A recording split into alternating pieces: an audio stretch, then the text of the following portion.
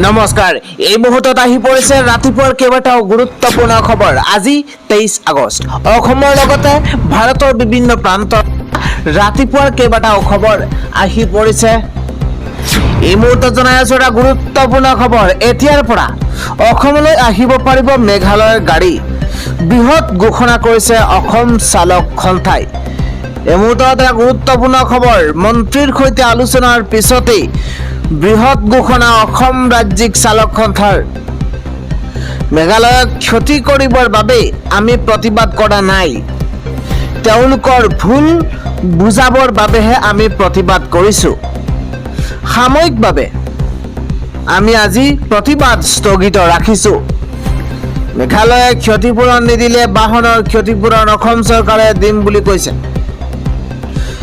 দুটা দাবীৰ পূৰণৰ প্ৰতিশ্ৰুতি দিছে মেঘালয় চৰকাৰে। চৰকাৰে প্ৰবঞ্চনা কৰিলে পুনৰ প্ৰতিবাদ হ'ব। মন্ত্ৰীৰ সৈতে আলোচনাৰ পিছত বৃহৎ ঘোষণা কৰিছে অসম ৰাজ্যিক চালক সন্থাই। মেঘালয়ক ক্ষতি কৰিবৰ বাবে আমি কিন্তু প্ৰতিবাদ কৰা নাছিলোঁ, প্ৰতিবাদ কৰা নাই, আৰু এতিয়াৰে পৰা অসমলৈ আহিব পাৰিব মেঘালয়ৰ গাড়ী। ইফালে সাময়িকভাৱে স্থগিত হৈছে যোৰাবাটৰ প্ৰতিবাদ। এটা ব্ৰেকিং নিউজ এই মুহূৰ্তত জনাইছো। অসম মেঘালয় চৰকাৰৰ আলোচনাৰ পিছতে স্থগিত হৈছে প্ৰতিবাদ। মন্ত্ৰী অতুল বৰাৰ আশ্বাসৰ পিছতে আন্দোলন স্থগিত হৈছে। মেঘালয় চৰকাৰে প্ৰদান কৰিছে কেইবাটাও আশ্বাস। সকলো পক্ষকে শান্তি শৃংখলা বজাই ৰখাৰ বাবে আহ্বান জনাইছে। সাময়িকভাৱে স্থগিত হৈছে যোৰাবাটৰ প্ৰতিবাদ। পৰৱৰ্তী প্ৰতিবাদ 24 ঘণ্টাই চলিব। চৰকাৰে আলোচনা কৰি কোনো লাভ নাই। মেঘালয় চৰকাৰে অসম চৰকাৰে আলোচনা কৰি লাভ নাই। যোৰাবাট বৰ্ণিহাটত প্ৰতিবাদ 24 ঘণ্টাই চলিব। চৰকাৰে প্ৰতিটো দাবী মানি ললেহে প্ৰতিবাদ শেষ হ'ব। চৰকাৰে আলোচনা কৰি নিজে নিজে সিদ্ধান্ত ল'লে নহ'ব। বাহনৰ লগতে যিসকল আঘাতপ্ৰাপ্ত হৈছে ক্ষতিপূৰণ দিবই লাগিব। বাহন ক্ষতিগ্ৰস্ত হোৱাসকলক 2 লাখকৈ টকা দিব লাগিব। যিমান দিন বাহনসমূহ গেৰেজত থাকিব তাৰো খৰচ দিব লাগিব। অসমৰ গাড়ী দেখিলেই হকে বিহকে জৰিমনা বিহা বন্ধ কৰিব লাগিব মেঘালয়ে। চৰকাৰৰ আলোচনাৰ পিছত যোৰাবাটত প্ৰতিবাদকাৰীৰ হুংকাৰ। পৰৱৰ্তী খবৰ। যোৰাবাটত পথ অৱৰোধ প্ৰত্যাহাৰ কৰক অসমীয়াই। আলোচনাৰ পাছতে আহ্বান এইদৰে মন্ত্ৰী অতুল বৰাৰ। এটা ব্ৰেকিং নিউজ এই মুহূৰ্তত জনাইছো। যিবিলাকে আন্দোলন কৰিছে আন্দোলন প্ৰত্যাহাৰ কৰক। যোৰাবাটৰ পথ অৱৰোধ শীঘ্ৰেই উঠাই লওক প্ৰতিবাদকাৰীয়ে। ঘটনাৰ পিছতে ক্ষোভৰ বহিঃপ্ৰকাশ স্বাভাৱিক আখ্যা মন্ত্ৰী অতুল বৰাৰ। অসম মেঘালয় সীমান্ত যোৰাবাটত স্বাভাৱিক অৱস্থা ঘূৰাই আনক। কাৰো লোকচান নোহোৱাকৈ কাম কৰিব লাগে প্ৰতিবাদকাৰীয়ে। মেঘালয়ৰ লগত সম্পৰ্ক আমাৰ বহু পুৰণি যুগমীয়া সম্প্ৰীতি। শ্বিলং কাণ্ডক লৈ 4 ঘণ্টাৰ বৈঠকত 9টা সিদ্ধান্ত গ্ৰহণেৰে অতুল বৰাৰ মন্তব্য। KSUৰ 3 বিষয়ববীয়াক মেইনটেনেন্স পাব্লিক অৰ্ডাৰ এক্টৰ অধীনত গ্ৰেপ্তাৰ। 5 দুষ্কৃতিকাৰীক চিনাক্তকৰণ কৰা হৈছে। 15খন FIR পঞ্জীয়ন কৰা হৈছে। 3017খন অসমৰ বাহনক নিৰাপদে অনাৰ ব্যৱস্থা। ক্ষতি হোৱা বাহন ক্ষতিপূৰণৰ আশ্বাস দিয়া হৈছে। আবদ্ধ হৈ থকা বাহন 48 ঘণ্টাৰ ভিতৰতে নিৰাপত্তা দি অসমলৈ প্ৰেৰণৰ ব্যৱস্থা। খবৰ। হেৰুৱাইছে 13 কোটি টকাৰ ৰাজহ। এইবাৰ 3 দিনতে কামিহাৰ ভাগিছে মেঘালয়ৰ অৰ্থনীতিৰ। এটা বিগ নিউজৰ মুহূৰ্তত জনাইছো। 3 দিনতে ভয়ংকৰ মন্দাৱস্থা মেঘালয়ৰ অৰ্থনীতিৰ। এবাৰ শেহতীয়া পৰিস্থিতিৰ বাবে কোটি কোটি ৰাজহ হেৰুৱাইছে মেঘালয়ে। বিগত 3টা দিনত 13 কোটি টকাৰ ৰাজহ হেৰুৱাইছে মেঘালয়ে। পৰ্যটন বিভাগৰ তথ্য অনুসৰি প্ৰতিদিনে মেঘালয়ৰ উপাৰ্জন 4,38 লাখ টকা। এই মেঘালয়ে এতিয়া জনশূন্য হৈছে পৰ্যটনস্থলীসমূহ। হোটেল হোমষ্টেত থাকিবলৈ মানুহ নাই। মেঘালয়ৰ পেট্ৰল পাম্পত পেট্ৰল ডিজেল বিচাৰি হাহাকাৰ। নুমলীগড়ত তেল বিচাৰি ভিক্ষা মাগিবলগীয়া হৈছে মেঘালয়ে। ৰিফাইনাৰীৰ সন্মুখত লাৰি পাতিবলগীয়া হৈছে মেঘালয়ৰ টেংকাৰ। চেৰাপুঞ্জী ডাউকি জোৱাইৰ পৰ্যটন স্থলীসমূহতো নাই পৰ্যটক। গ্ৰাহক বিচাৰি হাহাকাৰ অটো টেক্সি চালকসকলৰ। 3 দিনতে ভয়ংকৰ মন্দাৱস্থা মেঘালয়ৰ অৰ্থনীতি। অসমৰ পৰা মেঘালয়লৈ নাযায় কোনো ইন্ধন। নৰ্থ ইষ্ট পেট্ৰলিয়াম মজদুৰ ইউনিয়নৰ সিদ্ধান্ত। এটা বিগ আপডেট এই মুহূৰ্তত জনাইছো। অসমৰ পৰা মেঘালয়লৈ নাযায় কোনো ইন্ধন। মেঘালয়ত সৃষ্টি হোৱা তীব্ৰ উত্তেজনাপূৰ্ণ পৰিস্থিতিৰ বাবে এই সিদ্ধান্ত গ্ৰহণ কৰা হৈছে। NRL শাখাৰ নৰ্থ ইষ্ট পেট্ৰলিয়াম মজদুৰ ইউনিয়নৰ তৰফৰ পৰা এই সিদ্ধান্ত গ্ৰহণ কৰা হৈছে। পেট্ৰল ডিজেল LPG কঢ়িয়াই নিয়া টেংকাৰৰ চলাচল বন্ধ কৰা হৈছে। সৰবৰাহ বন্ধৰ ফলত মেঘালয়ত তীব্ৰ ইন্ধন সংকটৰ সম্ভাৱনা। অসমৰ পৰা মেঘালয়লৈ নাযায় কোনো ধৰণৰ ইন্ধন। মেঘালয়ৰ পঞ্জীভূত ইন্ধন সৰবৰাহ কৰা বাহনৰ চলাচলত বাধা দিয়া হৈছে। আগবাঢ়িছো পৰৱৰ্তী খবৰ। গুৱাহাটীত গ্ৰীণ বাছৰ অটপালি। পুনৰ মহানগৰীত গ্ৰীণ বাছৰ অটপালি। যাত্ৰীৰ জীৱনক লৈ হেতালি খেলা গ্ৰীণ বাছৰ অটপালি। শ্ৰীনগৰৰ ট্ৰেফিক পইণ্টত গ্ৰীণ বাছৰ ভয়ংকৰ ঘটনা। ডাঙৰ খবৰ, এজন যুৱকৰ গাত ভাগি পৰিল গ্ৰীণ বাছৰ গ্লাছ। হঠাৎ ব্ৰেক মাৰি দিয়াৰ ফলত সংঘটিত হৈছে এই ঘটনা। দুৰ্ঘটনাত আহত হৈছে এজন যুৱক। ভুল স্বীকাৰ কৰাৰ পৰিৱৰ্তে আঘাত পাব যুৱক লৈ চোচা হেণ্ডিমেনৰ। যুৱকজনৰ বাইকৰ চাবি কাঢ়ি নিয়াৰ চেষ্টা চলোৱা হৈছে। ঘটনাক লৈ GS ৰোডত তীব্ৰ যান জঁটৰ সৃষ্টি হৈছে। পুনৰ মহানগৰীত গ্ৰীণ বাছৰ অটপালি। আজি পুৱা 6 বজাৰ পৰা নাথাকে বিদ্যুৎ সেৱা। 4 ঘণ্টাৰ বাবে বিদ্যুৎ কৰ্তনৰ সিদ্ধান্ত গ্ৰহণ কৰিছে APDCL। 6 বজাৰ পৰা 10 বজালৈ নাথাকিব বিদ্যুৎ সেৱা। মেৰামতিৰ বাবে বিদ্যুৎ কৰ্তনৰ কথা জনাইছে এইবাৰ APDCLৰ তৰফৰ পৰা। 4 ঘণ্টা নাথাকে বিদ্যুৎ। প্ৰয়োজনীয় কাম কাজ থাকিলে আগতীয়াকৈ সম্পন্ন কৰক। সমগ্ৰ মাজুলী জিলাত 4 ঘণ্টাৰ বাবে কৰ্তন কৰা হৈছে বিদ্যুৎ সেৱা। জনাইছো পৰৱৰ্তী খবৰ। অসমে বাৰে বাৰে আমাক প্ৰতাৰণা কৰিছে। অসমৰ বিৰুদ্ধে প্ৰতিবাদ ঘোষণা মেঘালয় চালক সন্থাৰ। অসমৰ বিৰুদ্ধে প্ৰতিবাদ ঘোষণা মেঘালয়ৰ। পুৱা 8 বজাৰ পৰাই পথ অৱৰোধৰ হুংকাৰ। এটা ব্ৰেকিং নিউজ। অসমে বাৰে বাৰে আমাক প্ৰতাৰণা কৰিছে বুলি মন্তব্য কৰিছে। অসমৰ বাহনৰ বাবে পথ অৱৰোধৰ হুংকাৰ দিছে মেঘালয় চৰকাৰে। মেঘালয় চালকে অসমৰ বিৰুদ্ধে প্ৰতিবাদ ঘোষণা মেঘালয়ৰ। আজি পুৱা 8 বজাৰ পৰাই পথ অৱৰোধৰ হুংকাৰ দিয়া হৈছে। ব্যৱসায়ৰ বাবে বন্ধ হ'ব ফাঁচী বজাৰৰ বহু পথ।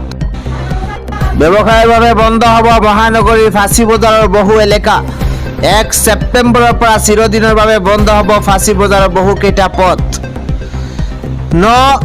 ভেণ্ডিং জোন ঘোষণা ফাঁচী বজাৰৰ MS পথ আৰু HB পথ। এতিয়াৰে পৰা এই দুটা পথত কৰিব নোৱাৰিব ব্যৱসায়।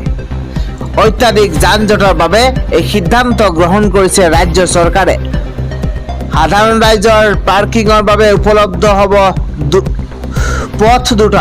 দুটা পথ।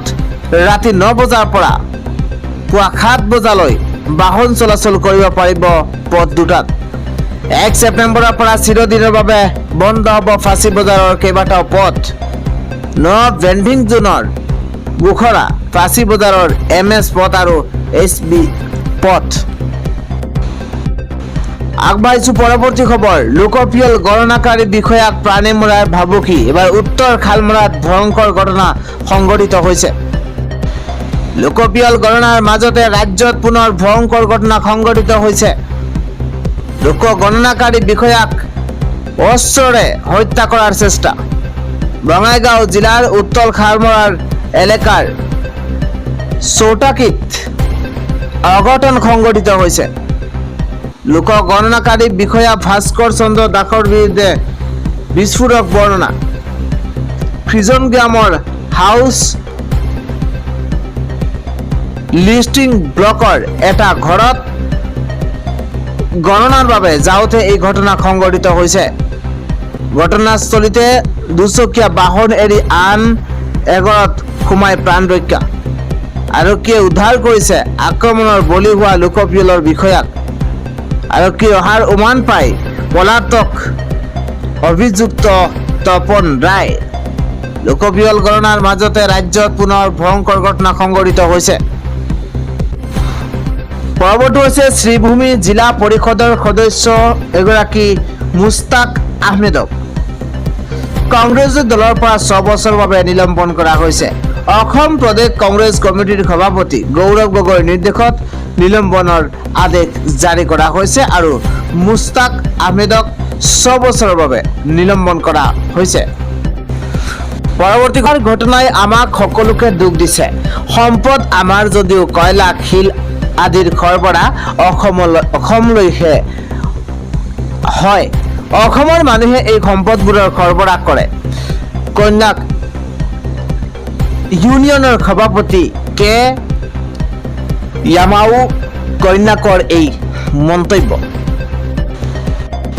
খবৰ মুখ্যমন্ত্ৰী হিমন্ত বিশ্ব শৰ্মাই হত্যাৰ ভাবুকি দি নগাঁৱৰ জুৰিয়াৰ এজন লোকক আটক কৰিছে অসম আৰক্ষীয়ে।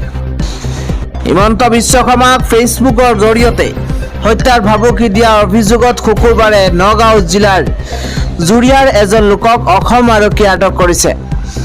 আটক কৰা লোকজনক মুবাৰক আলী বুলি চিনাক্তকৰণ কৰা হৈছে। আৰক্ষীৰ তথ্য অনুসৰি মুবাৰক আলী কেৰালাৰ পৰা ৰেলেৰে আহি জুৰিয়া থানাত উপস্থিত হয়। ইয়াৰ পূৰ্বে তেওঁৰ ঘৰত এটা অনুসন্ধান চলাইছিল তদন্তকাৰী আৰক্ষীৰ এটা দলে। সামাজিক মাধ্যমত মুখ্যমন্ত্ৰী হিমন্ত বিশ্ব শৰ্মাক হত্যাৰ ভাবুকি দিয়াৰ অভিযোগ পোহৰলৈ অহাৰ পাছতে আৰক্ষীয়ে মুবাৰক আলীৰ সন্ধানত নামি পৰিছে বা সন্ধান আৰম্ভ কৰিছিল। আৰক্ষীয়ে অভিযোগ কৰা মতে মুবাৰক আলীৰ সৈতে জড়িত এটা ফেচবুক একাউণ্টৰ পৰা মুখ্যমন্ত্ৰী হিমন্ত বিশ্ব শৰ্মাক হত্যাৰ ভাবুকি দি এটা পোষ্ট কৰা হৈছিল। অভিযোগ অনুসৰি ধনৰ বিনিময়ত হত্যাকাণ্ড সংঘটিত কৰাৰ ইংগিতো এই পোষ্টটোত দিয়া হৈছিল। অৱশ্যে মুবাৰক আলীয়ে এই অভিযোগ অস্বীকাৰ কৰিছে। তেওঁ দাবী কৰিছে যে উক্ত পোষ্টৰ সৈতে তেওঁৰ কোনো সম্পৰ্ক নাই, আনকি তেওঁ পোষ্টটো নিজে কৰা নাই আৰু ইয়াৰ বিষয়বস্তু পঢ়া নাই বুলি তেওঁ কৈছে। তেওঁ কোনো অজ্ঞাত লোকে ইচ্ছাকৃতভাৱে এই ঘটনাত ফচাই দিয়া বুলি অভিযোগ কৰে মুবাৰক আলীয়ে। মুবাৰক আলীয়ে তেওঁক মিছাকৈ অভিযুক্ত কৰা হৈছে আৰু তেওঁৰ বিষয়ে ভুল তথা বিভ্ৰান্তিকৰ খবৰ প্ৰচাৰ কৰা হৈছে বুলিও দাবী কৰিছে। পৰৱৰ্তী খবৰ প্ৰণৱ দলেৰ মুক্তিৰ দাবীত জেএন ইউনিয়নৰ কৰিছে প্ৰতিবাদ। ভূমি অধিকাৰ আন্দোলনৰ নেতা প্ৰণৱ দলেৰ মুক্তিৰ দাবীত আজি জৱাহৰলাল নেহৰু বিশ্ববিদ্যালয় চৌহদত JNSUৰ ছাত্ৰ ছাত্ৰীসকলে প্ৰতিবাদ সাব্যস্ত কৰিছে। প্ৰতিবাদকাৰীসকলে প্ৰণৱ দলেৰ শীঘ্ৰেই মুক্তিৰ দাবী জনোৱাৰ লগতে অসম চৰকাৰে নেশ্যনেল ছিকিউৰিটি এক্ট চমুকৈ NSAৰ অপব্যৱহাৰ কৰা বুলি অভিযোগ উত্থাপন কৰিছে।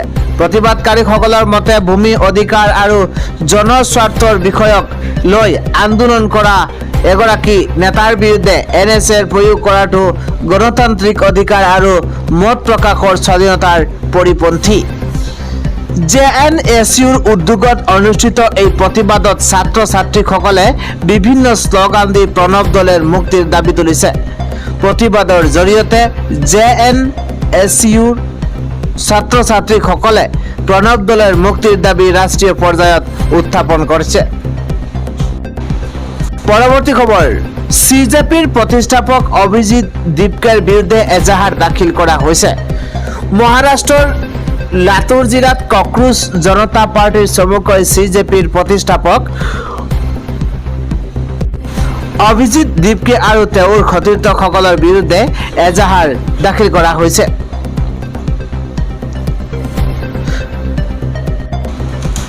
কোনো অনুমতি নোহোৱাকৈ এখন চৰকাৰী স্কুলত প্ৰৱেশ কৰা,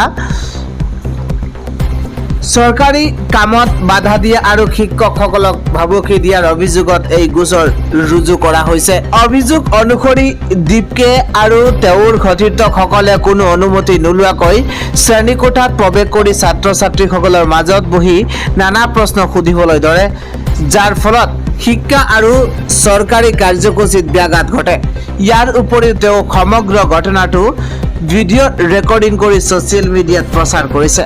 তাৰোপৰি দীপকে আন এখন স্কুলৰ ছাত্ৰ-ছাত্ৰীক আনি তাত বহুৱা বুলি মিছা দাবী কৰি বিদ্যালয়খনৰ বদনাম কৰে আৰু শিক্ষকসকলক চাকৰিৰ পৰা বৰ্খাস্ত কৰোৱাৰ ভাবুকি প্ৰদান কৰিছে। উল্লেখযোগ্য যে CJPৰ স্কুল ঠিক কৰো অভিযানৰ অংশ হিচাপে অভিজিৎ দীপকে মধ্য মহাৰাষ্ট্ৰৰ লাতুৰ জিলাৰ বিভিন্ন বিদ্যালয় পৰিদৰ্শন কৰি আখোৱাসমূহ ৰাজহুৱা কৰি আহিছে। দীপকেৰ বিৰুদ্ধে 132, 329, 352 আৰু 356(2) নম্বৰ ধাৰা লগোৱা হৈছে। অন্য এটা খবৰ হৈছে অসমৰ সন্তান জন্ম দিব পৰা অক্ষমতা থকা মহিলাৰ সন্তান জন্মৰ হাৰ কমি গৈছে, যাৰ বাবে চৰকাৰী বিদ্যালয়সমূহত শিক্ষাৰ্থীৰ সংখ্যা হ্ৰাস হৈছে। ক শ্ৰেণীত 25,000 শিক্ষাৰ্থী হ্ৰাস হোৱাৰ বিপৰীতেই নিম্ন প্ৰাথমিক বিদ্যালয়ত 15,000 শিক্ষাৰ্থীৰ হ্ৰাস পাইছে বুলি মন্তব্য কৰিছে শিক্ষামন্ত্ৰী ৰণোজ পেগুৱে।